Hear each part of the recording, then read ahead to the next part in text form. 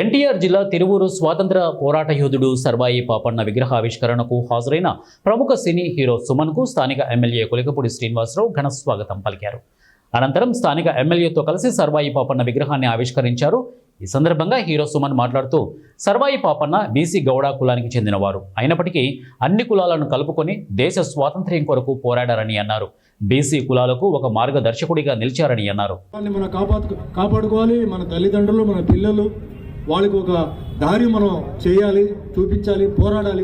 జీవితం అంటే పోరాటం తప్పదు. అంచేత మన అందరూ కలిసి ఉండాలి. బీసీ అనేది ఒక చాలా పెద్ద క్యాస్ట్. దీంట్లో చాలామంది ఏంటంటే అది ఎక్కువ తక్కువ అంటున్నారు. చాలా తప్పది. ఇలా చేస్తే మనం ఇలాగే ఉంటాం. మన అందరూ కలవాలి, బీసీలు అందరూ కలవాలి. ఎవరికి ఒక అవకాశం వస్తుందో వాళ్ళని ముందు పంపించాలి. రాజకీయంలో మనం ముందు ఉండాలి.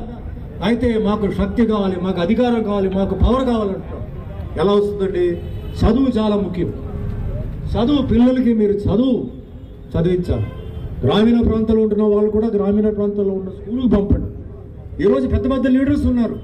వాళ్ళందరూ పట్టణాల్లో వచ్చి వాళ్ళకి నేర్చుకోలేదు పాఠాలు.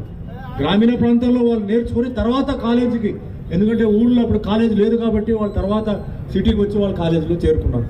చదువు అనేది చాలా ముఖ్యం. అది చాలా పెద్ద ఒక ఎసెట్. ఈరోజు భూమి ఎంత పెద్ద ఎసెట్, అదే మాదిరిగా చదువు అనేది చాలా పెద్ద ఎసెట్.